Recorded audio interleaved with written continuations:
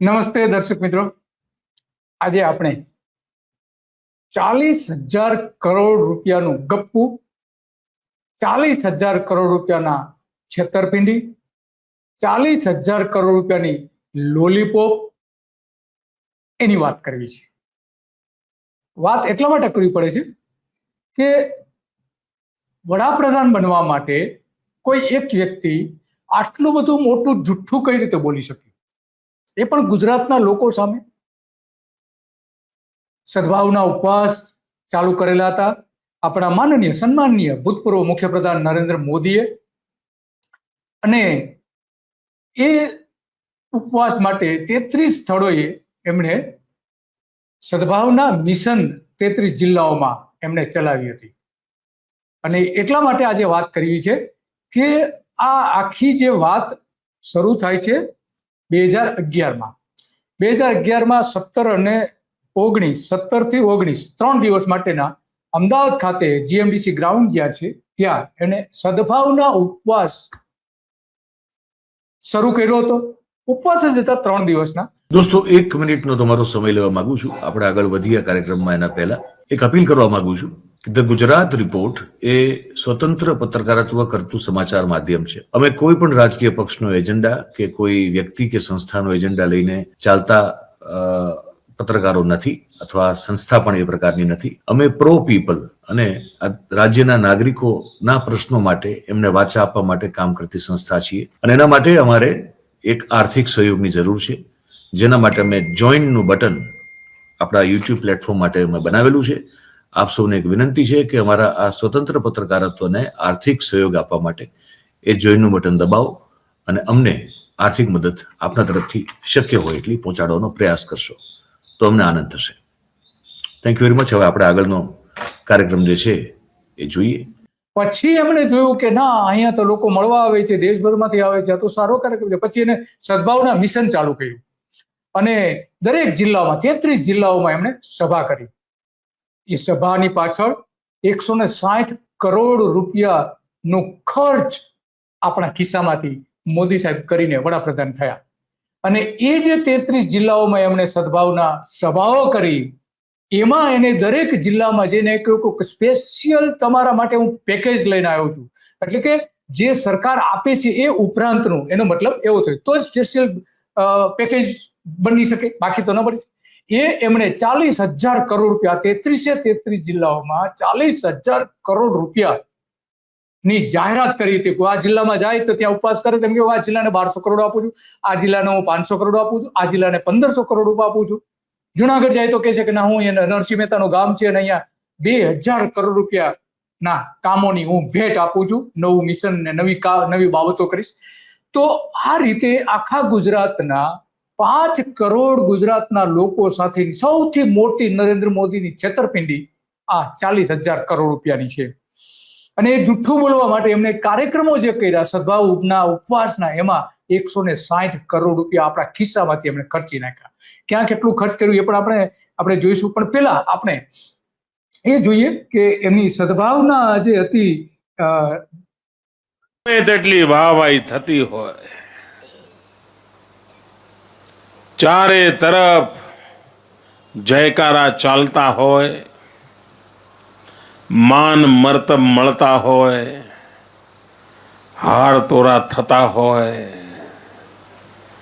પણ જ્યારે ઘર આંગણે પ્રેમ મળે ને ત્યારે એનો આનંદ અનેરો હોય છે.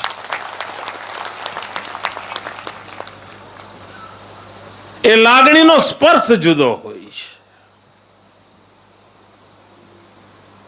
એમાંથી એક નવી શક્તિ મળતી હોય છે. આજે આપે સૌએ આવીને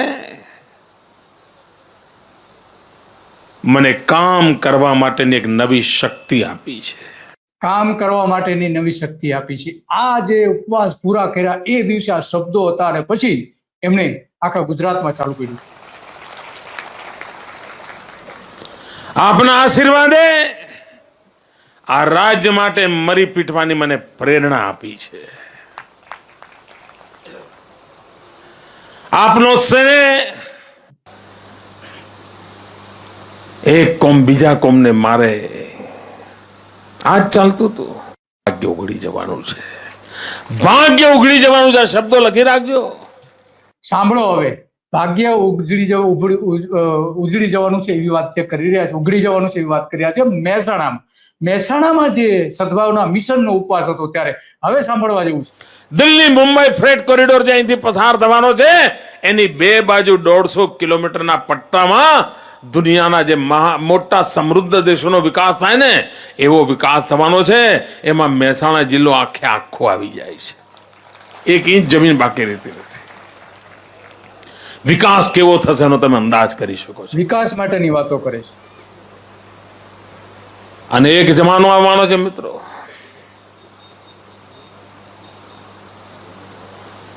આગામી 5, 7, 10 વર્ષમાં તમે જોશો આ ગુજરાતમાંથી 50 લાખ ગાડીઓ બનતી હશે. 50 લાખ ગાડીઓ.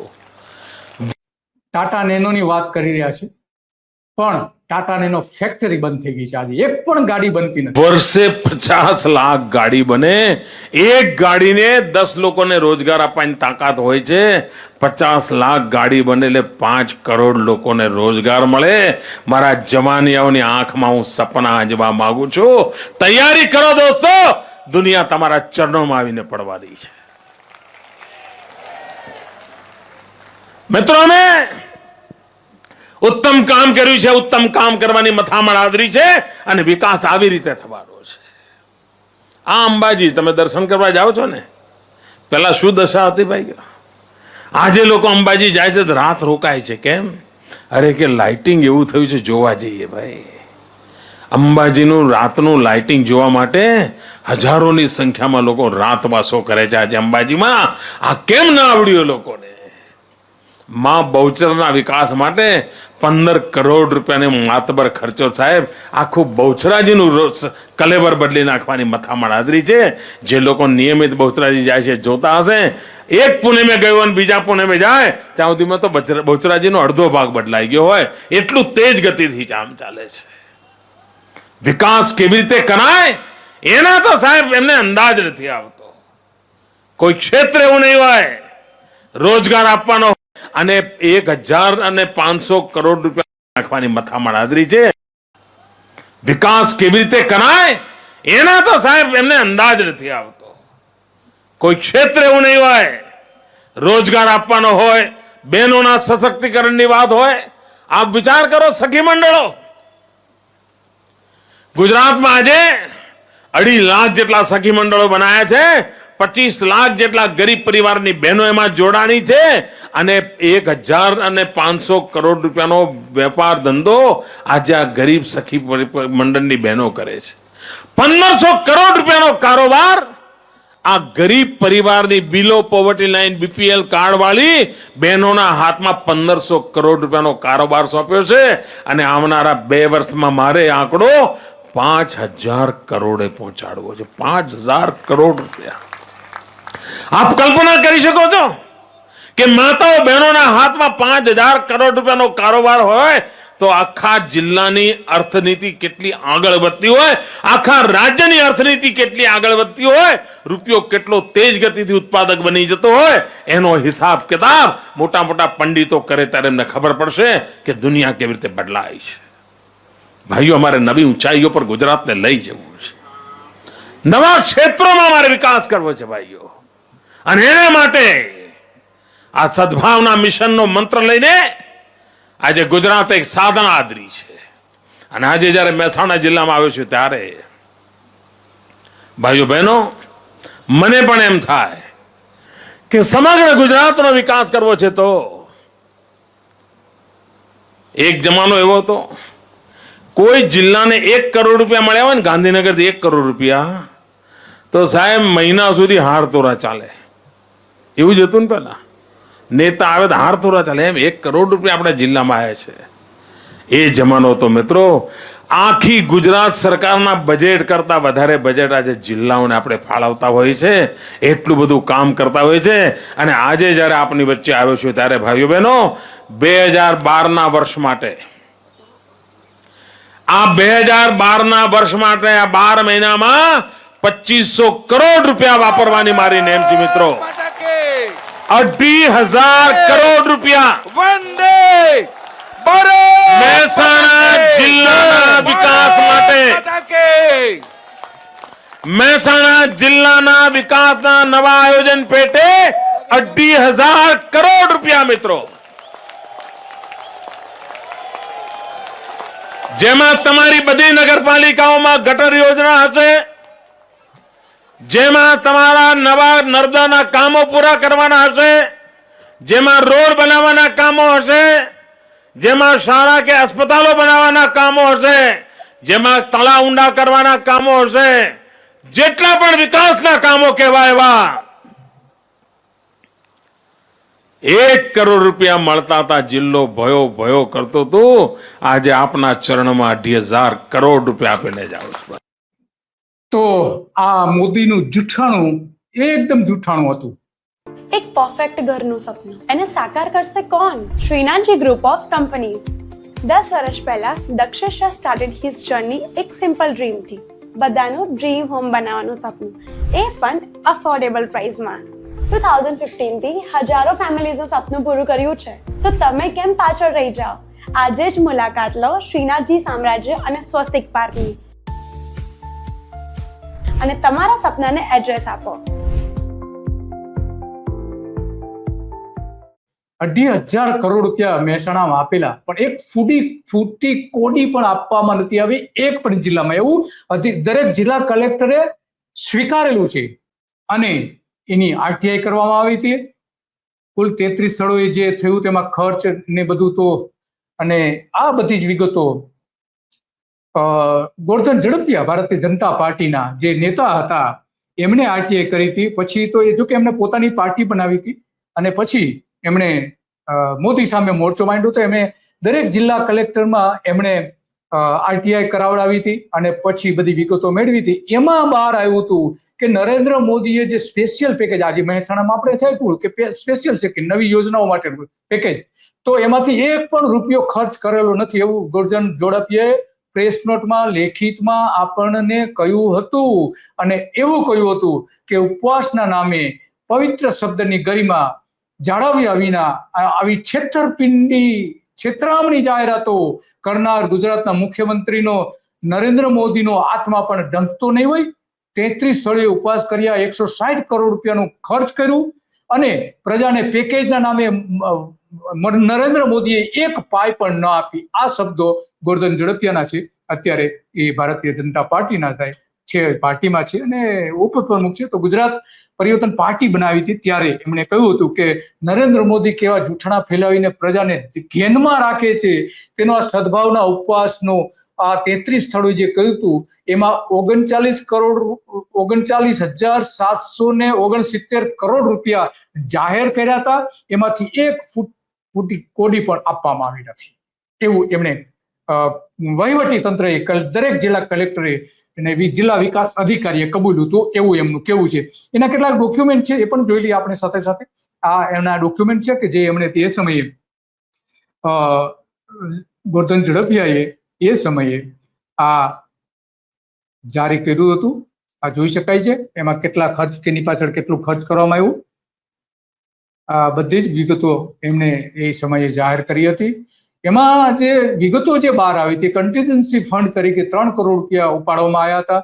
દરેક જિલ્લાને માર્ગ અને મકાન, દરેક જિલ્લાના 30 લાખ રૂપિયા વાપરવાની છૂટ આપી હતી. જિલ્લા કલેક્ટરને 8 લાખ, માહિતી ખાતાને 10 લાખ રૂપિયા એક જિલ્લામાં ખર્ચ કરવાની અને બસ ભાડું દરેક જિલ્લામાં 20 લાખ રૂપિયા સુધીનું મંજૂર કરવાની છૂટ આપી દીધી હતી. અને જે અલગ અલગ પ્રકારના પ્રદર્શનથી લઈને જે કંઈ થાય ડેકોરેશન એમાં 12 લાખ રૂપિયાની પણ છૂટ આપી દીધી હતી. ભાવનગર જિલ્લાની એસટી નું બિલ 1 કરોડ 12 લાખ રૂપિયા સદભાવનામાં થયું હતું. તો આ બધા ખર્ચ છે. સુરતની જે છે લગભગ એક જિલ્લામાં 80 લાખ ખર્ચવાની મંજૂરી આ રીતે આપી દેવામાં આવી હતી. સુરતનું જે બસ ભાડું છે 52 લાખ રૂપિયા થયું હતું.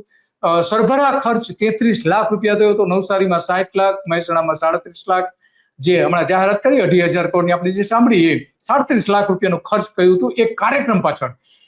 ભુજમાં 60 લાખ, જુનાગઢમાં 1 કરોડ 70 લાખ, સાબરકાંઠામાં 1 કરોડ, દાહોદમાં 90 લાખ રૂપિયા પોતાના પ્રસિદ્ધિ માટે, વડાપ્રધાન બનવાની પૂર્વ ભૂમિકા માટે 90 લાખ રૂપિયા દાહોદમાં ગરીબ પછાત જે બાળકોને ખાવા નથી મળતું ત્યાં 90 લાખ રૂપિયા ખર્ચી નાખ્યા. પોરબંદરમાં માત્ર 3 લાખ રૂપિયા, ડાંગમાં 20 લાખ રૂપિયા, બનાસકાંઠામાં 1 કરોડ રૂપિયા, અમરેલીમાં 43 લાખ રૂપિયા, રાજકોટમાં 1,60,00,000 રૂપિયા સૌથી વધારે ખર્ચ કર્યું હતું, પાટણમાં 23 લાખ રૂપિયા, ખેડામાં 77 લાખ રૂપિયા કરવામાં આવ્યું હતું. અને બીજી આવી જ કેટલી વિગતો એ સમયે ગોરધન ઝડપિયાએ જાહેર કરી હતી, એ પણ આપણે જોઈએ. આની સાથે સાથે જોઈ શકાય છે એમણે જે કઈ વિગતો જાહેર કરી હતી આ બધી જ આમાં જોઈ શકાય છે. આ ગોરધન ઝડપિયાએ આ બધી વિગતો છે એમાં એ કહે છે કે જે 160 કરોડ રૂપિયા ખર્ચ કર્યું હતું નરેન્દ્ર મોદીએ એ એને પોતાના ખિસ્સામાંથી ભરવા જોઈએ, કારણ કે એ પ્રજા માટેનું ખર્ચ નહોતું. અને આ જ સમય દરમિયાન ભારતીય જનતા પાર્ટીએ ધનદાન ની શરૂઆત કરી હતી, લોકો પાસેથી પૈસા માંગવાની શરૂ કરી હતી સદભાવના ઉપવાસની સાથે સાથે, અને એમાં 500 કરોડ રૂપિયા ભેગા કરવામાં આવ્યા હતા. ત્યારે ગોરધન ઝડપિયાએ એવું કહ્યું હતું કે એ 500 કરોડ રૂપિયા પણ ભારતીય જનતા પાર્ટી પ્રજાને છે એટલા માટે સરકારમાં જમા કરાવી દે. આ એના દસ્તાવેજો છે, આપણે જોઈ શકીએ છીએ. ગુજરાત પરિવર્તન પાર્ટી કે જેમણે આ બધો જ ભાંડાફોડ કર્યો હતો નરેન્દ્ર મોદીનો, 40,000 કરોડ રૂપિયાનું જૂઠાણું શોધી કાઢ્યું હતું. આ આપણે જોઈ શકીએ છીએ. અને તમામ દસ્તાવેજો એને ત્યારે એ સમયે આપ્યા હતા. લગભગ 150 જેટલા આવા દસ્તાવેજો હતા. પત્રકાર પરિષદમાં એમણે આ બધી જ જાહેરાતો કરી હતી. પણ આજે તો એ ભારતીય જનતા પાર્ટીમાં છે એટલે હવે કશું તો નહીં બોલે અને બોલવા પણ તૈયાર ના હોય, એ સ્વાભાવિક છે. હવે જે રાજનાથસિંહે જે કહ્યું હતું એ જોઈએ. રાજનાથસિંહે શું કહ્યું હતું અમદાવાદ ખાતે. मेरे सभी सम्मानित बहनों एवं भाइयों, सबसे पहले तो मैं अपनी तरफ से गुजरात के यशस्वी मुख्यमंत्री नरेंद्र भाई के जन्म दिवस के अवसर पर हार्दिक बधाई देता हूं, अपनी हार्दिक शुभकामनाएं देता हूं और मैं ईश्वर से यह कामना करता हूं कि वह केवल दीर्घायु ही न हो, वह आजीवन स्वस्थ रहें और यशस्वी रहें और भारत को वैभव के शिखर पर ले जाने, ભારતને વૈભવના શિખર પર લઈ જવા માટે પૂરી કોશિશ કરે. એટલે કે એને આગાહી કરી દીધી કે વડાપ્રધાન માટેની. તો આજે બસ આટલું કાલચક્રમાં, અને આવી જ બાબતો ઉપર આપણે ચર્ચા કરતા રહીશું અને નેતાઓના જુઠ્ઠાણાઓ ખુલ્લા પાડતા રહીશું. એ પછી કોઈ પણ પક્ષના હોય કે કોઈ પણ પક્ષના ન હોય તો પણ આપણે જે પ્રજાને છેતરીને જુઠ્ઠાણાઓ ચલાવતા હોય છે એ જાહેર કરીશું. આજે નરેન્દ્ર મોદીનું અત્યાર સુધીનું સૌથી મોટું જે જુઠ્ઠાણું કહી શકાય, પ્રજા વચ્ચેનું જુઠ્ઠાણું, એ 40,000 કરોડ રૂપિયાનું આપણે જોયું. બસ આજે આટલું, અને આવી જ બાબતોમાં આપણે ચર્ચા કરતા રહીશું. નમસ્તે.